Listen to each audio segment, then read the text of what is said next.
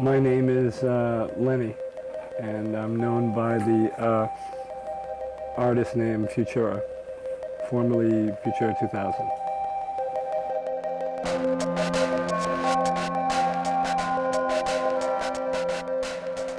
2000 was a kind of romantic, dream of the future, and I think a good number, based on other influences I had at the time.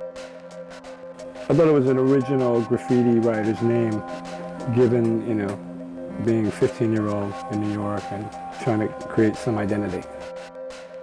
I'm from Manhattan, 103rd Street and Broadway. I was exposed to primarily the subway line that was, in my area, the number one, and that wound up being like a kind of famous line at the time. The next couple of years, and started to try to become recognized, I guess, just on that level that all writers wanted to get up and get known and, be ultimately, I guess, respected.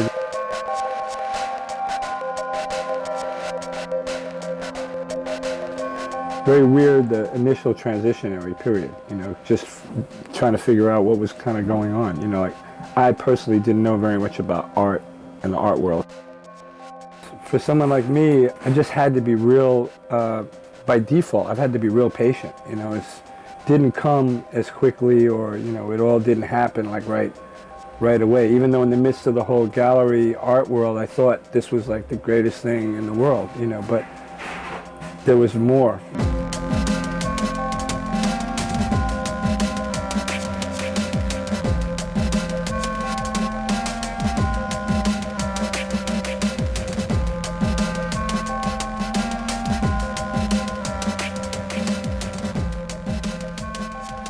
It's almost 25 years ago. I don't think I was, probably had gotten out of toy status. I was a toy, certainly. I mean, some people right now would be like, yo, nigga, you're still a toy. But, I was a full-blown, New York City graph wannabe toy. Had no identity, had a name, wasn't up that much. More than a toy, I was a fan and really like almost a groupie. There were two periods that I think are very important for me. In the late 80s, everything was kind of real flat and there was no interest and people weren't responding. Someone who I mentioned in the past, Agnes B, I think was a real important person in my life to take an interest again, or to sort of take an interest at that time and kind of help me get back on my feet. Maybe 5-6 years later, the mid-90s, going to Japan.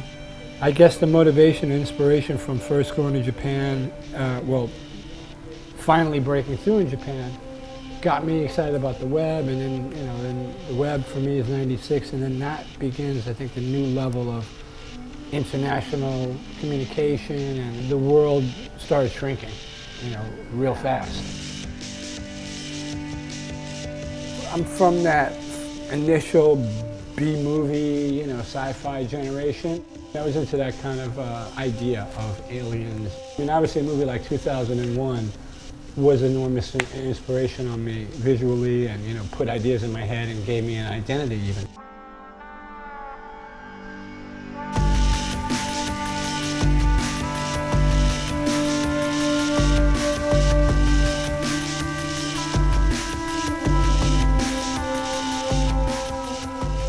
There's some early stuff from the 80s where you can see me beginning to kind of create these oval-headed figures that were very innocent and raw. And only through me scribbling and I guess putting more time into them did they come into form. And, credit James Lavelle from Mowax and this whole scene to give them more identity and really focus on them more than even I had at the time.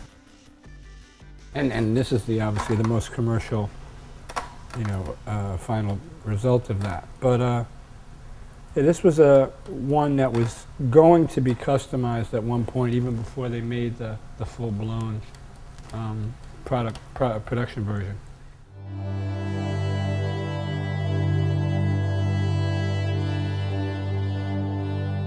That was huge.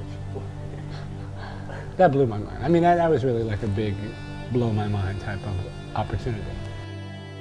The fact that I was a messenger in the 80s and, you know, had my own cycling history and love for the sport as well, indirectly through my French wife and the times I spent in France. You know, I know about the sport from the 80s of Greg LeMond, our first champion. You know, I've been a fan.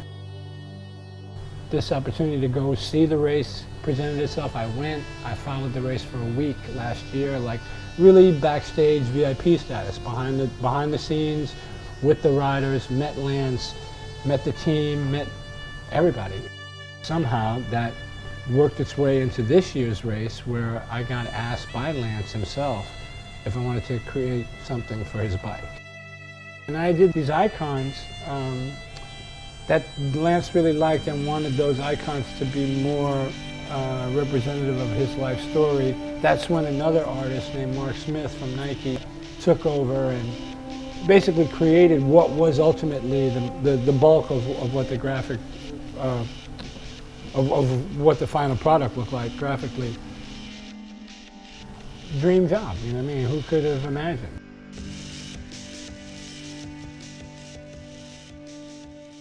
Yeah, I'm just grateful that I'm out here. You know, I'm obviously been helped, aided, abetted. You know, somebody's been there looking out for me.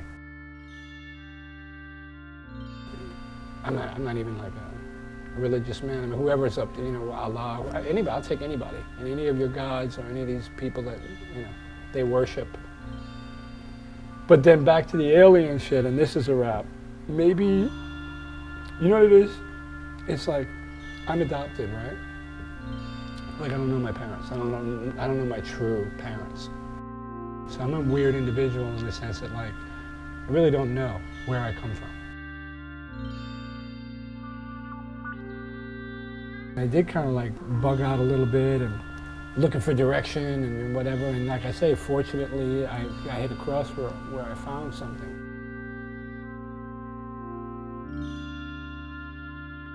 Ultimately, I think in life, you're going to be asked to pay the price eventually, somehow. Whether through labor or something bad happens. You know what I mean? I don't know if it's karma or whatever, but I think there is a sort of balance of, you know, goodwill and evil. And you got to be willing to put out, you know, that's what I'm saying. Like, and if you do all that, you put out, you feel like, hey man, I'm not like getting, you know, I'm doing what I need to do here, it will happen. They have a Sony Plaza in Tokyo where, you know, when you first hear it, that name, you think, wow, great, you know, Sony stuff. But, so this is like an assortment of all my teched out Sony shit. There's some good stuff here. I mean, this old, reminiscent of the Clockwork Orange. It's got the same kind of action. Wow. Pretty good, right? Remote controls wobble, but they don't fall down. That's right. That's right. You know, I was into remote controls for a minute. You know, who isn't?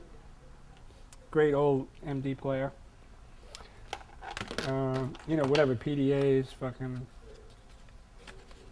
You know what happened was I was huge into toys, and then I think, you know, that kind of passed, and I still find some interest in, you know, spending and consuming, and I guess tech toys have also been something really cool. This is my old, I mean, a few years ago too, I used to be over here before I built the Lego desk.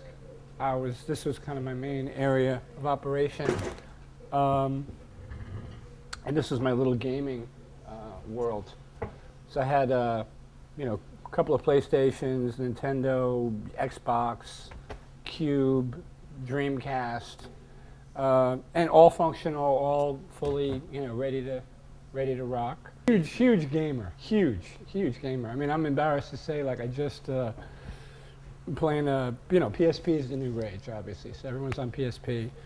You know, software right now, it's new, it's developmental. They don't have all that many great games, but Ridge Racer, the driving game, we play a lot here. You know, I've been into video games since, you know, Pac-Man. I mean, it's, you know, Pong or whatever. No, I was always more like I was a Pac-Man guy. I was a Defender, Robotron, Williams games. I loved Zaxxon. Zaxxon's probably one of the best stand-up coin-op games ever, just because they had a weird perspective. That's down the thing. Kind of like looking down. You had to Yeah. fly over the brick walls and take out the. That's a classic game. When we got to like PC gaming in the early '90s, I think there was X-Wing and TIE Fighter. I mean, PC games still rival anything that you have on home entertainment as far as the regular consoles, because you know, memory and capacity and video cards and stuff. The graphics look amazing. You know, most of the PC flight simulation games or driving sims are amazing. You know, but I spend too many hours probably playing video games. You know, but I'm good. I mean, you know, I play because I beat games. You know, I mean, I buy games in Japanese. Like one of the cool things is like we have this Japanese connection, and we've had that for a while now. So we get to go over there and we get the game consoles in Japanese before they come out in America. Probably like a 4 or 5 month lead time on that. Beat Japanese games where you don't even know what, you can't even decipher the interface or the menu, but you know how to play. So even in a foreign language, you beat games. You know, I remember when we first got, was it 64?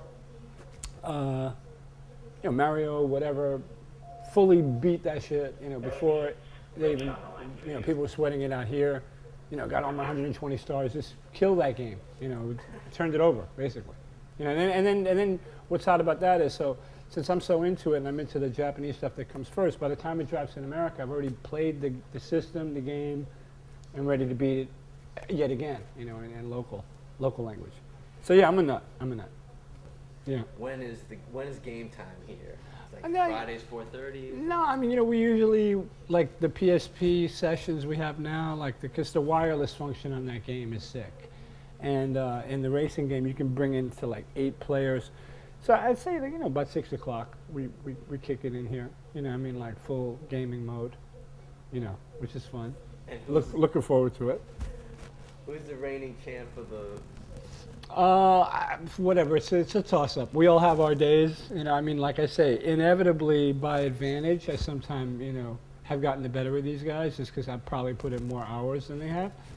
I have probably had the luxury of more time to do that. But, yeah, I mean, they're good. Petey's an up-and-comer here. DJ Smoke, you know, Stash has got game more recently. I mean, everyone's good. Young Can, Maze. The whole office got game now because the competition is so strong that basically, you know, I mean, like everyone had to get the game on, you know. Is that a requirement for hiring people? That they have gaming skills? Actually, no, I think it'd be better if they didn't, you know what I mean? Obviously, we wouldn't worry about them not working, but then also they're very easy victims initially. You know, we need that as well.